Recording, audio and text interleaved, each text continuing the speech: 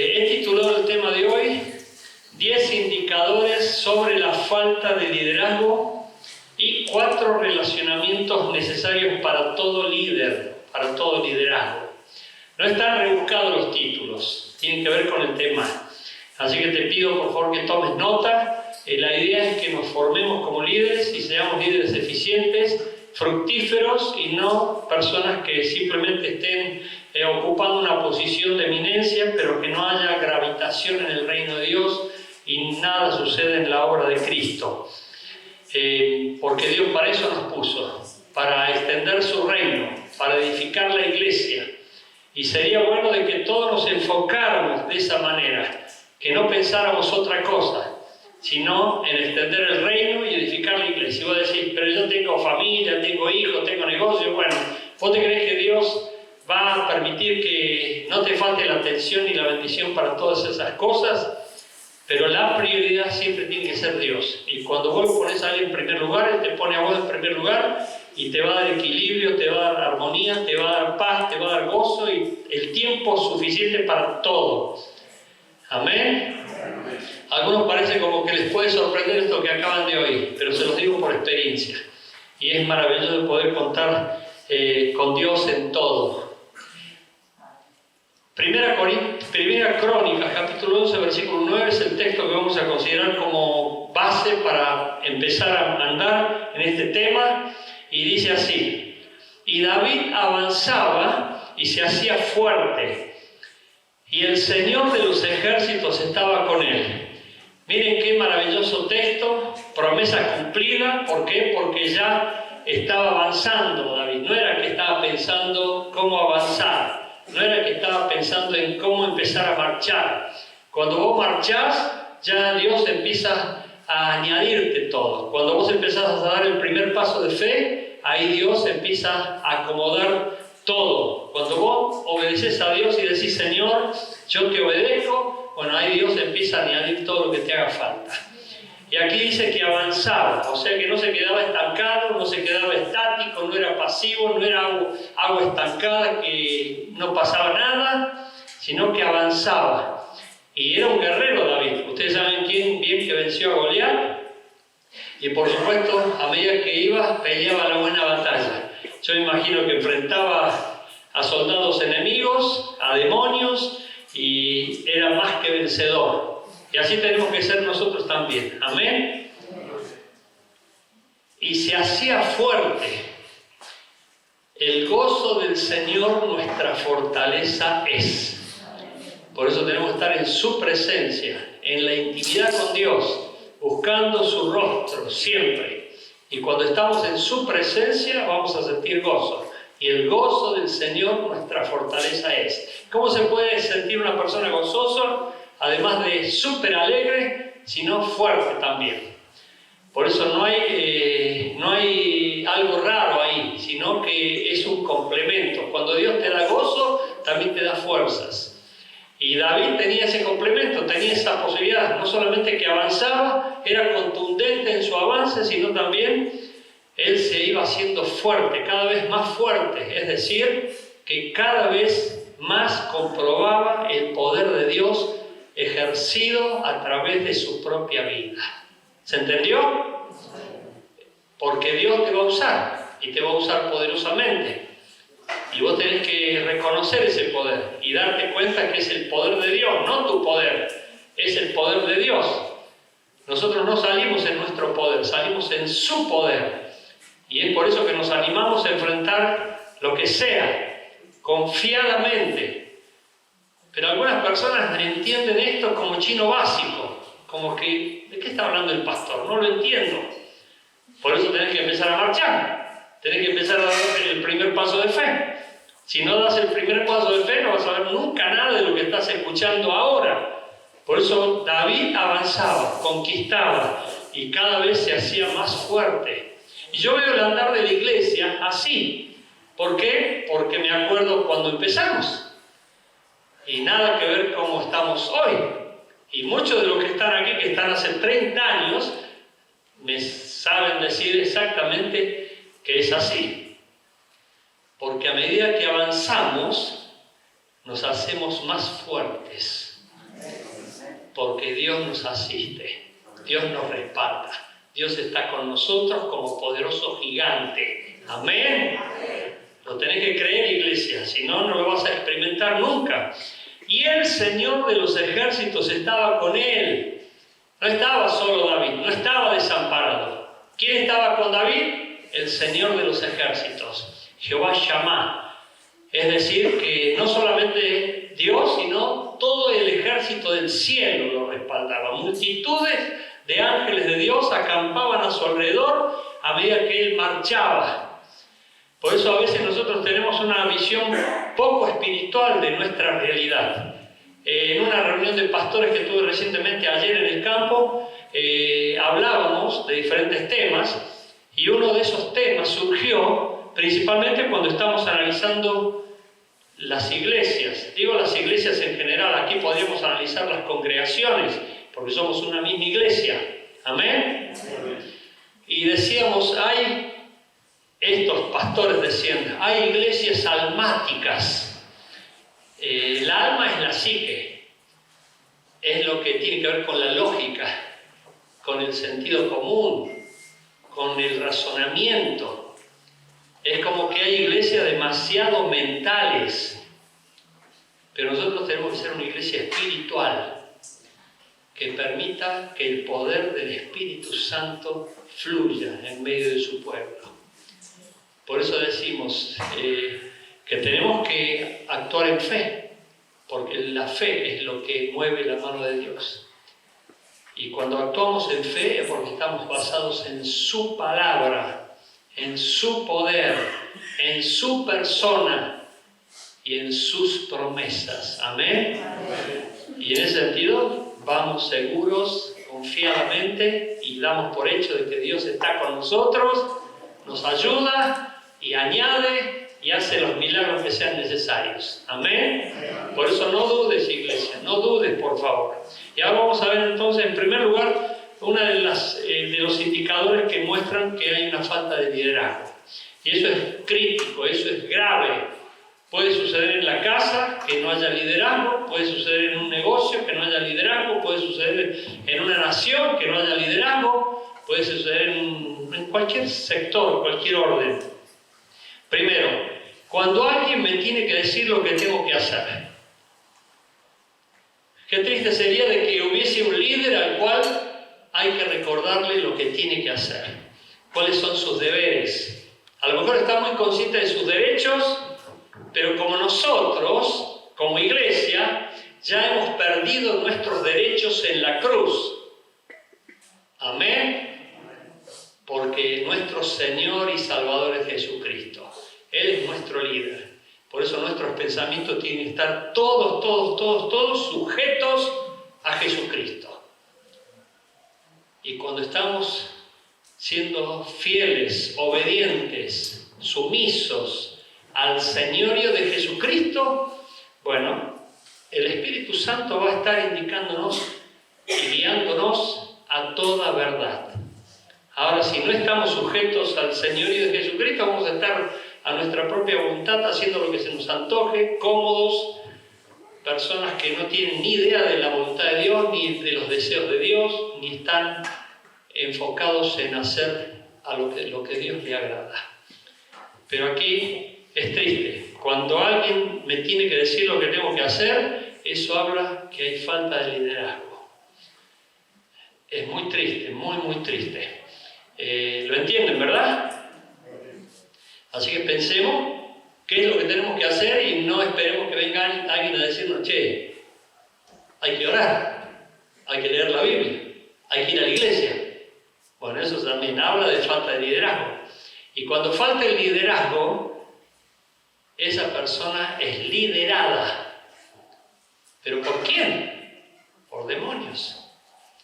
Los demonios te van a llevar para hacer otra cosa que no es agradable a Dios. Segundo, hablo mucho de la obra, pero no concreto nada. Eso habla de teórico, de teoría. Ustedes han escuchado personas que dan conferencias y que hablan, pero parecen, vos decís, este es pastor, este es un diácono, este es un apóstol, qué sé yo. Podés decir cualquier cosa, pero a lo mejor la persona Habla nada más, pero no vive. Y nosotros tenemos que tener cuidado de no ser teóricos.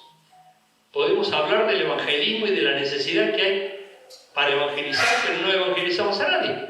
No compartimos nuestra fe con nadie. Podemos hablar del amor de Dios y no experimentarlo ni disfrutarlo. Pero podemos dar hasta de memoria 1 Corintios 13 y describir el amor, pero a lo mejor en la casa ni siquiera lo experimentamos. Pero así como Dios mostró su amor para con nosotros, nosotros también tenemos que mostrar su amor para los que nos rodean, principalmente a los que están a nuestro alrededor. Pero si no lo mostramos y afuera somos campeones del amor y la gente nos dice qué gentil, qué amable, qué amoroso que sos, pero ni un beso, ni un mimo, ni un abrazo, ni una caricia, ni un te quiero, te amo a los que nos rodean, somos teóricos nada más. Y la gente puede hasta considerarnos demonios. Como hubo un caso una vez que dijo: mi papá es ángel en la iglesia y demonio en mi casa. Dicho por una persona de nuestra iglesia hace ya como 15 años más o menos. Porque entró en un conflicto. Y vino esa persona a hablar con nosotros. 3. Culpo a la gente y al ambiente por la falta de frutos. Eso sería lo peor. Miren, cuando una familia fracasa, la responsabilidad principal la tiene el papá y la mamá. Cuando una empresa fracasa, la responsabilidad principal la tiene el gerente, el dueño, o el que quedó a cargo. Cuando una célula fracasa, la responsabilidad la tiene el líder. Cuando una iglesia fracasa, la responsabilidad la tiene el pastor. Y así sucesivamente. ¿Por qué? Porque todo pasa por el liderazgo. Pero hay líderes que no entienden eso. Hay líderes que piensan que pasa por la gente. Y en mi iglesia son todos carnales. En mis células son todos quejosos. En mis células son todos amarretes. En mis células, bueno, no digo cosas que he oído aquí, ojo, no vayan a interpretar eso. Estoy haciendo una alusión metafórica de que podría ser así. Y en mi casa son un desastre. El único bueno soy yo. Bueno, esa persona está fuera de frecuencia, está en otra dimensión, pero no tiene nada que ver con la realidad. Nosotros somos responsables. Nosotros somos los que tenemos que clamar a Dios, interceder y pedir a Dios que nos guíe, que nos dé sabiduría, porque hemos asumido el liderazgo. Nosotros sabemos lo que es correcto y lo que a Dios le agrada. Si esperamos que otro lo sea, que otro lo sepa, que otro lo haga, estamos fuera de frecuencia. ¿Por qué? Porque Dios va a demandar a quien tiene más luz de Él. No va a demandar a quien tiene más oscuridad del diablo. Nosotros somos los responsables y estamos con Dios para guiar al pueblo. Por eso tenemos una función muy importante de interceder, de clamar, de estar intercediendo, de estar clamando, de estar ayunando y de estar reclamando que Dios haga milagros y pedirle sabiduría a Dios para que Él intervenga. Pero muchas personas se quejan. Yo cuando recorría las iglesias en distintas provincias me encontraba con pastor y me decía: pastor, acá no se puede, es un desastre, los miembros son carnales, los miembros no quieren saber nada con Dios. Y yo decía: ay Señor, perdónalo. Y les decía: vos tenés que estar orando, vos tenés que estar clavando rodillas, tenés que estar pidiéndole a Dios intervención milagrosa para que revierta esa maldición y la torne en bendición. Pero si vos no orás y te la pasás quejándote, el diablo está allí. Muchas personas se vienen quejando. Mi familia no me apoya, mi esposa no me apoya, mi esposo no me apoya, mi hijo no me apoya. Es Dios el que transforma las almas. Y nosotros tenemos que estar pidiéndole que lo haga. Pero cuando no lo hace, es porque nosotros estamos siendo muy fríos o tibios y no estamos insistiendo tanto como debería o necesitaría la situación. 4. Tengo miedo al fracaso o a que me corrijan o que que me consideren no competente. Este es un asunto importante que está directamente ligado a nuestra autoestima. Ustedes saben que la fe está directamente ligada a nuestra autoestima. Si yo no tengo fe es porque no conozco a Dios. Y si no conozco a Dios, tampoco me conozco a mí mismo. Por lo tanto, mi fe no está fuerte. Y voy a estar sufriendo debilidades. Y el maligno se va a aprovechar de mí. Utilizar estos puntos para un test. Y para decir en dónde estoy fallando, qué es lo que está pasando conmigo, por qué no estoy progresando, por qué no estoy prosperando, por qué no estoy conquistando, por qué no estoy avanzando. Hay personas que tienen miedo al fracaso. Ya me quemé un montón de veces, no quiero quemarme otra vez. Apenas digo algo, me corrigen. Me acuerdo en una clase de homilética, cuando damos las clases de homilética tenemos que corregir algunas formas de hablar equivocadamente, porque hay furcios. ¿Y quién las corrige? El que más ama. Bueno, en este caso tuve que ser yo, porque parecía como que nadie se daba cuenta. Y decía, ay, que no puede ser, que no se den cuenta. Bueno, hay respeto, obviamente, tenemos que respetar, no burlarnos ni hacer escarnio, pero sí, si la persona pretende predicar en público, yo tengo que corregirlo, tengo que decir, mira, esta palabra no dice así, se dice asá, esta palabra no es correcta, y bueno, hay una serie de palabras que son generalmente muy fáciles de confundir y son muy habituales para que la gente que no tiene la posibilidad de aprender a hablar en público o no ha tomado ningún curso, comete esos furcios. Y yo tengo que llamar a esa persona, vení, por favor, vení, no te vas a ofender. No, ¿te puedo hacer una observación? Sí. Y bueno, se lo digo sin anestesia. Le digo, mira, esto no se dice así, se dice asá. Y yo noté que una persona era como que estaba ahí y viene y me pide hablar después. Me dice, pastor, mire, me agarró un miedo bárbaro. Ya, la verdad es que ahora no sé qué hablar, dice. No me animo ni a hablar. Me agarró miedo. Le digo, no, por favor, corrija eso y siga adelante, por favor. Pero muchas personas les cuesta ser corregidas. Les cuesta recibir corrección. Parece ser como que son perfectos, que nunca se equivocaron, que no tienen ningún error. Y además, si uno viene y le dice, mira, corregí esto, pastor, usted me está persiguiendo. Se los digo así con ese énfasis porque ya me lo dijeron. Y solamente le hice 2 correcciones nada más. Pero nosotros tenemos que estar para ser corregidos. Porque el que te corrige te ama y quiere que seas mejor. Pero tu orgullo, tu soberbia y tu jactancia, en el sentido de decir yo me las sé todas, no acepta eso. Pero la Biblia nos enseña que tenemos que ser humildes. Y yo le agradezco mucho a Dios por la humildad de muchos a los que he corregido y los que me han corregido, y yo le doy gracias a Dios por ese ejercicio, porque es la exhortación. Pero aquí hay muchas personas que puede ser que no se animan y están ahí como atados. Y además, el miedo a que los consideren no competentes, es decir, no, me da miedo ya. A lo mejor me bocharon una vez, me bocharon otra vez, ya me quemé, ya no quiero ni siquiera presentar a nadie. Pero para eso necesitamos la guía del Espíritu Santo.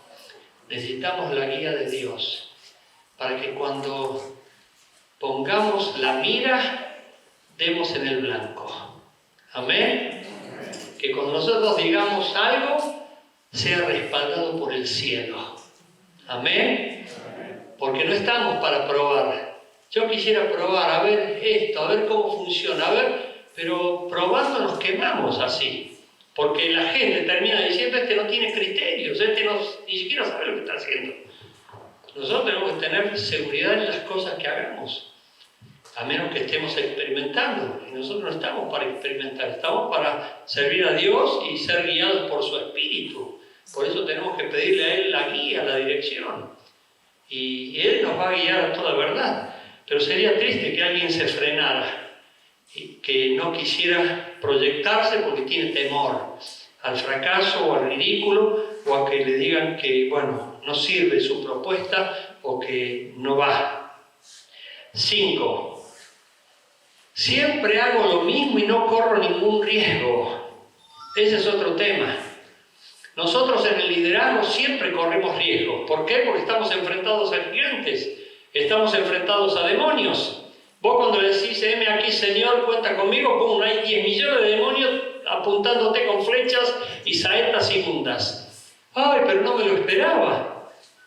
La Biblia dice que aquel que se destaca en el cumplimiento de su deber y es una persona realmente destacada, genera envidia, celos. Uy, a este le va bien, a este prospera y mirá. Bueno, todo eso tenemos que saberlo nosotros, no darnos por sorprendidos, uy, no lo sabía. Leamos la Biblia y sepamos lo que dice la Biblia. Cuando vos le decís a Dios, heme aquí Señor, ya la oposición es segura. Por algún lado se te va a levantar la oposición. Gente que vos creías amiga, a lo mejor te traiciona. Gente que vos creías que te iba a aplaudir, te está queriendo clavar el cuchillo en la espalda porque no acepta que vos seas proyectado. Yo me acuerdo cuando hace mucho, ya gracias a Dios no lo volvimos a experimentar a eso, pero hace mucho tiempo, unos 7, 8, 9 años atrás, me acuerdo que empezó a destacarse una persona bien en las cosas de Dios y estaba destacándose muy bien porque estaba haciendo las cosas correctamente y una persona preciosa, preciosa. Pero vino una persona que estaba en la iglesia hace mucho tiempo y me cuestionó, ¿por qué él recién viene y ya lo ponen en el liderazgo? Y yo que estoy acá hace tanto tiempo, no me dan ni la hora. Bueno, empezó a cuestionar. Digo, ¿sabes por qué no te damos ni la hora? Por esta misma actitud, por esta queja que tenés. Hay personas que se quejan, hay personas que demandan, hay personas que están todo el tiempo, tómame en cuenta. Y dice la Biblia claramente, el que se humilla será exaltado y el que se exalta será humillado.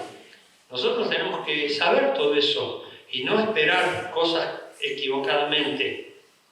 En la obra de Dios siempre se corren riesgos, pero el problema más serio del riesgo es cuando no estamos haciendo la voluntad de Dios. Ahí sí que nos exponemos a peligros y a males que pueden ser mayores. Pero cuando vos estás corriendo el riesgo que la Biblia dice, ya está aceptado.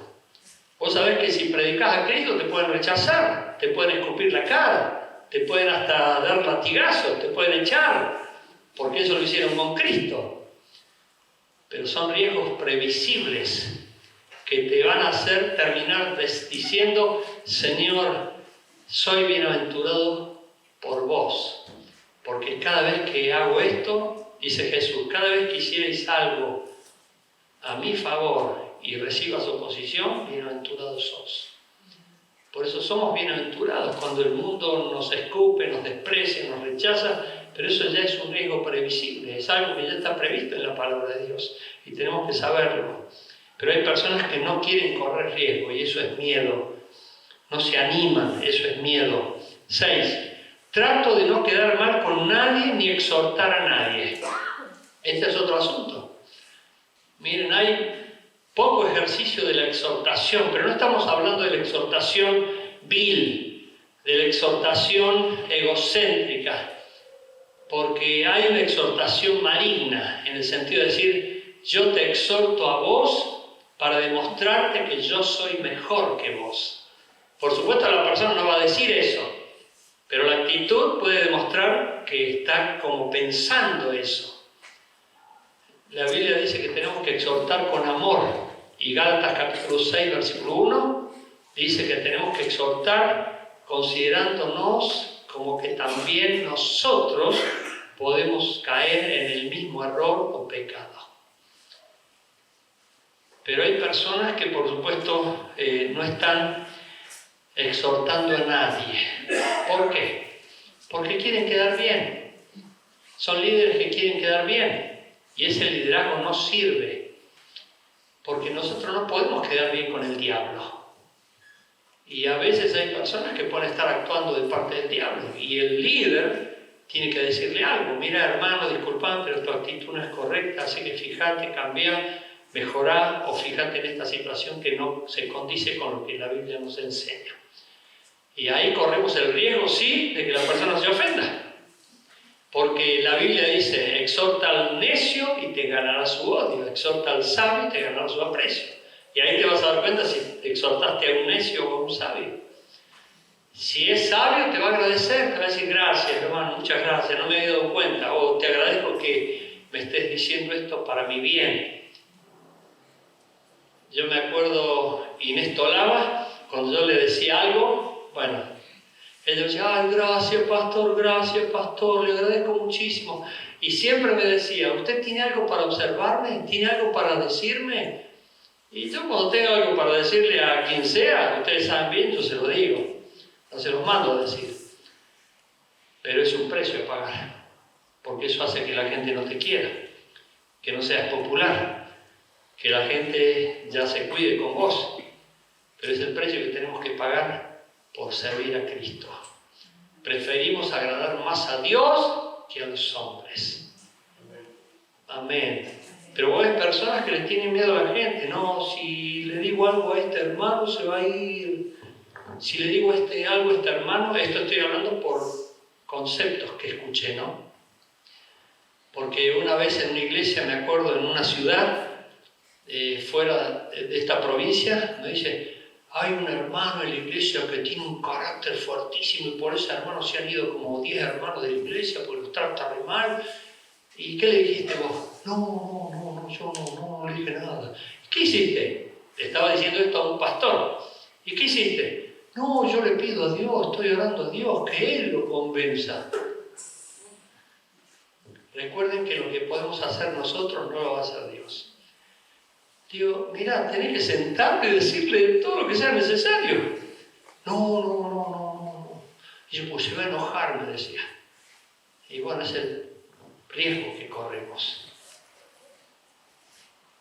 A veces hay quienes pueden decir, no, si este hermano se va, este hermano es uno de los hombres más pudientes de la iglesia, que se vaya si se quiere ir. La iglesia no depende del dinero de las personas, depende del Espíritu Santo. Pero nosotros no vamos a ser cómplices.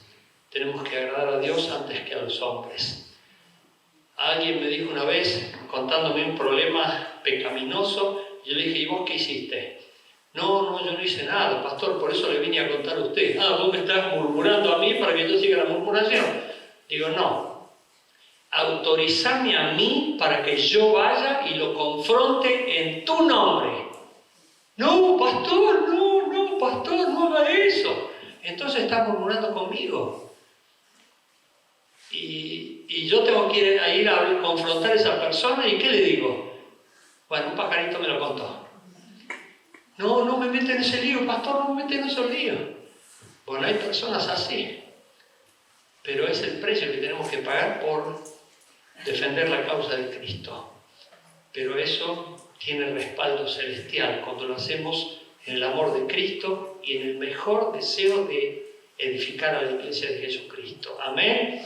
Por eso no te calles, pero confronta en amor. Tened mucho cuidado con el legalismo, ¿no? Tened mucho cuidado con el legalismo, porque la Biblia dice así, y vos, y ahí fuimos ya. No exhortes a nadie, considerándote primero a ti mismo, no vaya a ser que tú también seas motivo de lo mismo o caído en lo mismo. 7. Prefiero asumir el papel de víctima antes de ser responsable. Prefiero asumir el papel de víctima antes de ser responsable. Y ustedes saben bien que hay una dualidad en muchas personas. Muchos se consideran víctimas. La que se considera víctima, ya, grábatelo, le echa la culpa a alguien. La que se considera víctima, por culpa de mi papá, por culpa de mi pastor, por culpa de mi líder, por culpa de mi mamá, por culpa del gobierno, por culpa del ministro de Economía, siempre le echa la culpa a alguien, como fue Adán. En vez de reconocer el pecado, fue Eva. ¿Y Eva qué hizo? Fue Satanás. Es decir, que ninguno asumió la responsabilidad. Nosotros tenemos que ser responsables, no somos víctimas, somos responsables. Y algo hemos hecho, algo hicimos que no funcionó. Y es por eso que estamos sufriendo las consecuencias. Por eso la maldición no viene sin causa, dice la Biblia. ¿Sí? ¿Hola? Perdón.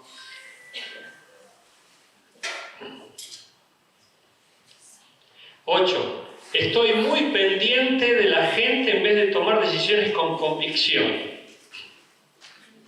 Estoy muy pendiente de la gente en vez de tomar decisiones con convicción. Los líderes debemos ser guiados por el Espíritu Santo y tener convicción para proyectarnos. Pero a veces parece ser que vos esperás el permiso de todos. Es decir, ¿podemos ir para allá? ¿Qué les parece? ¿Vamos o no vamos? ¿Cómo lo ven ustedes? Y uno dice, no, mejor que vayamos para allá, no, mejor para allá, no, vamos para allá, no, quedémonos acá. Y bueno, ahí el líder no demuestra ninguna convicción, ninguna dirección, ninguna visión, no demuestra nada. Y hay personas así, que están esperando la aprobación de la mayoría. Ustedes me apoyan, si ustedes me apoyan, yo voy, pero si ustedes no me apoyan, me quedo. Juan el Bautista se fue solo al desierto y la gente lo siguió al desierto. Moisés dijo, tenemos que ir al desierto porque Dios nos manda al desierto. Y el pueblo, 3 millones de israelitas lo siguieron. Nosotros tenemos que estar con gran convicción, pero a veces los líderes están esperando que otros lo aprueben. Si ustedes me aprueban, yo lo hago, me animo, yo voy. Pero si ustedes no me aprueban, me quedo. Bueno, ahí se demuestra una falta de convicción en el líder porque está esperando la aprobación. Cuando Dios te dice andá y los líderes te avalan, tenés que andar, tenés que ir. 9. Pienso que son otros los que tienen que tomar las decisiones más importantes. Pienso que son otros. Pues esto lo podríamos hacer porque me acuerdo, cuando tuvimos el presbiterio, quiero decirle que ya estoy orando por 2 presbiterios más en la vida de la iglesia. Estoy orando y cuando tuvimos presbiterios para nombrar pastores, resulta ser de que una de las cosas muy comunes que se daban en esos presbiterios, ¿por qué? Porque son pastores donde hay un pastor principal y hay pastores auxiliares. Y resulta ser de que hacían preguntas difíciles en el presbiterio, y eran preguntas difíciles, y decían, ¿y cómo resolvés esta cuestión? Y voy al pastor principal. Era como que me tiraban la pelota.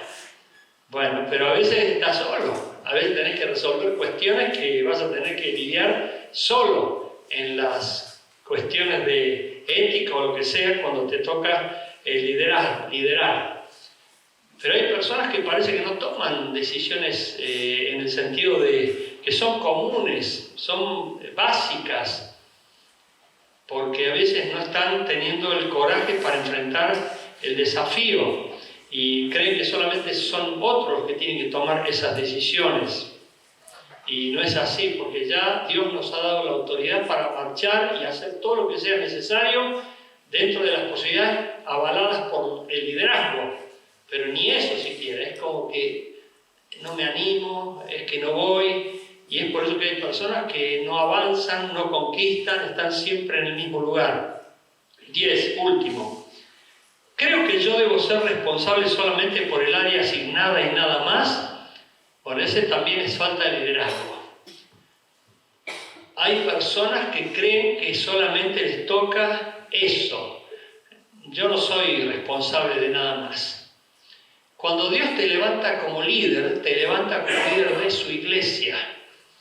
Si vos ves alguna situación que puede afectar a la vida de la iglesia, o puede corromper a la iglesia, o puede estar frenando a la iglesia, vos tenés que tomar autoridad, porque vos sos parte de la iglesia. Y Dios va a realzar tu liderazgo, para decir, mira, no, pero eso pertenece a otra célula, no, que se arregle el líder. El líder se va a dar cuenta de ese error o de ese pecado, no, yo no me meto. No, además no me quiero meter porque el carácter que tiene el líder, ¡oh! No, yo ni loco me meto. Bueno, está siendo cómplice con el pecado. A mí no me importa que tenga carácter fuerte o que sea una persona cascarrabia o que intimide.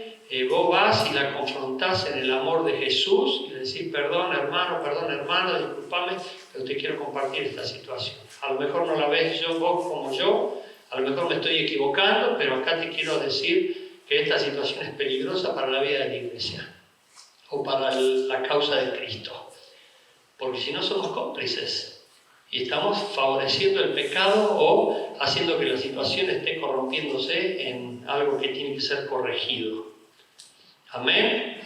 Bueno, tomemos estas indicaciones como test para ver qué es lo que falla en nuestro liderazgo, pero activemos, avancemos y Dios va a dar fuerza. Segundo texto bíblico, 1 Corintios 4:2, y ya entramos a la etapa final. Ahora bien, se requiere de los administradores que cada uno sea hallado fiel. Tenemos que ser fieles. Dios nos ha dado la tarea de administrar como líderes. Y un líder tiene que tener 4 relacionamientos básicos. Si falla alguno de estos relacionamientos, bueno, falla su liderazgo también. En primer lugar, tiene que tener relacionamiento con sus autoridades. Y esto es un asunto crucial, vital, muy necesario. Porque en esto está basado todo el andamiaje de la iglesia. Cuando vos no tenés una buena relación con la autoridad, no tenés una buena relación con Dios. Cuando vos no tenés una buena relación con la autoridad, no tenés una buena relación con Dios. ¿Por qué? Porque la autoridad representa a Dios. ¿Amén? Por eso andá fijándote en esto, porque es así. Por eso dice la Biblia, si vos no podés ver al que tenés enfrente, ¿cómo vas a ver a Dios? Si vos no podés amar al que tenés al frente, ¿cómo vas a amar a Dios? Por eso nos damos cuenta enseguida, cuando vienen algunos pastores o líderes a decir, mirá, voy a presentar pastor a fulano para que sea futuro líder. Yo dije, ¿vos no te diste cuenta de algo? Puede ser que se haya dado cuenta, puede ser que no. Pero en algunos casos no se dieron cuenta que esa persona tiene mala relación con las autoridades. Si puede evitar a las autoridades, las evita. Si puede no saludar a las autoridades, no las saluda. Si puede pasarle por atrás y alejarse más de la autoridad, lo hace. Y todo se debe a la relación que ha tenido en su casa con las autoridades. Porque nosotros tenemos que tener mucho cuidado con eso. El único lugar donde se enseña el tema de la autoridad es la iglesia. ¿Por qué? Porque Dios es la autoridad máxima y Él ha delegado en las autoridades su autoridad. El que me ha visto a mí, ha visto al Padre, dice Juan 14:9. Esta es la relación que tenía Dios con Jesús con la autoridad máxima que era Dios. Y nosotros también tenemos que tener ese tipo de relación. Y aquí nosotros estamos levantando líderes para que sean líderes de ramas celulares, y eso significa que un líder puede tener 600 células. Muy bien, amén, dijeron. ¿Y vos crees que es imposible? Hay iglesias que tienen líderes con 600 células. La iglesia tiene 120.000 miembros. Hay iglesias que tienen líderes que tienen 3.000 células. Y así sucesivamente. Bueno, la otra cosa que tienen que tener los líderes en sus relacionamientos es seguidores. Seguidores son ayudantes, colaboradores. Y es muy importante que nosotros veamos esto. ¿Por qué? Porque no se concibe un líder sin seguidores. No se concibe un líder sin quien le esté ayudando, apoyando. Si ustedes leen Romanos capítulo 16, ahí van a ver todo el equipo de colaboradores que tenía Pablo. Y yo felicito a los líderes que tienen un buen equipo de colaboración. Hay ramas celulares que ya pueden hacer sus encuentros solos, y lo que quieran solos. ¿Por qué? Porque ya tienen un buen grupo de colaboradores, pero otras ramas celulares todavía no. Y tenemos que orar para que esas ramas celulares crezcan también y tengan un ejército de colaboradores y gente dispuesta a servir a Dios y a entregar sus vidas para el servicio de Cristo. Otro grupo de relacionamiento que tienen que tener los líderes son pares. Pares son los que forman parte de tu liderazgo a la misma altura, es decir, estamos al mismo nivel. Y en ese sentido, Pablo con los apóstoles, por ejemplo, estaba igual con Pedro y con otros apóstoles. Y nosotros tenemos que tener pares, es decir, te encontrás con otros líderes celulares, te encontrás con otros pastores, y eso es muy importante porque es necesario ese tipo de relacionamiento para la bendición del ministerio. Y por último, y tal vez importantísimo, en este relacionamiento tiene que haber aprendices a quienes estamos preparando para enviar. Estos grupos son fundamentales para el liderazgo, o sea, autoridades, seguidores, que son los que colaboran, pares, que son los que están de igual a igual a nosotros, pero también aprendices, son los que van a ser líderes, son los que van a empezar a liderar, son los que vamos a estar preparando para después decirle, hacete cargo de este ministerio, de esta célula, y adelante, vamos. Amén. Amén. Iglesia, oremos para que Dios esté consolidando su obra en este tiempo, levantando muchos más obreros, hay crecimiento, se nota, y por supuesto sigamos animando a todos para que nadie se quede en el camino. Cuando hay avivamiento de parte de Dios, muchos se entusiasman, empiezan a empujar la carreta con fuerza, pero recuerden, esto lo decimos por experiencia, además la Biblia nos avala, muchos quedan en el camino. Hay quienes quedan en el camino. Y nosotros tenemos que llegar todos a la meta, al supremo llamamiento de Cristo Jesús.